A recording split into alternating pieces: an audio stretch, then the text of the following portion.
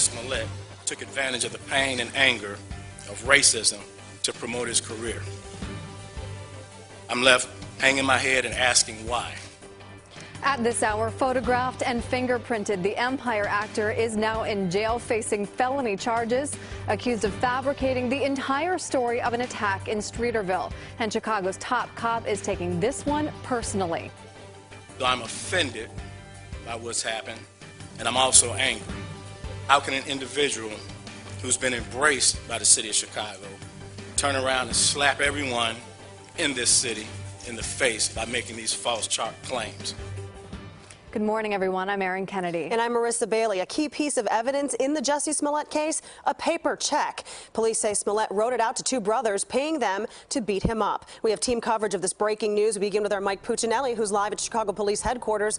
Superintendent Eddie Johnson certainly not pulling punches at this morning's news conference there, Mike. You're exactly right on that. The superintendent spoke for around a half hour, lashing out at 36-year-old Empire actor Jussie Smollett. Why would anyone, especially an African-American man, use the symbolism of a noose to make false accusations? How could someone look at the hatred and suffering associated with that symbol and see an opportunity to further his own public profile? Superintendent Johnson is referring to the noose that Smollett says was draped around his neck by two attackers who he says assaulted him in the pre-dawn hours of January 29th. In the attack, Smollett says these two shadowy figures seen on surveillance video beat him while yelling racist, homophobic, and politically charged slurs. Now police say he made the whole thing up. They say these two brothers were paid $3,500 by the actor in order to orchestrate the phony hate crime. Here in surveillance video first obtained by CBS 2, you can see the brothers buying items that were allegedly used in the attack the very next day. Ola and Abel Osundaro were arrested and held for 47 hours before they ultimately confessed to police that they helped Smollett orchestrate the elaborate hoax.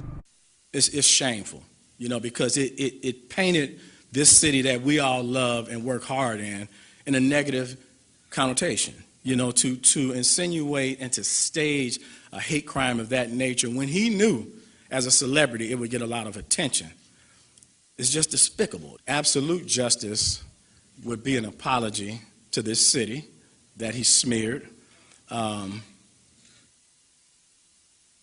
admitting what he did, and then be man enough to offer what he should offer up in terms of all the resources that were put into this. Now, Smollett turned himself in quietly before dawn at Central Booking at 18th and State. He didn't make a statement at the time and was pretty much arrested without incident. Now, if he's convicted, this won't be the first time he's been accused of lying to police. Back in 2007, he was pulled over for DUI and ultimately pled guilty to giving false information to police instead in that case.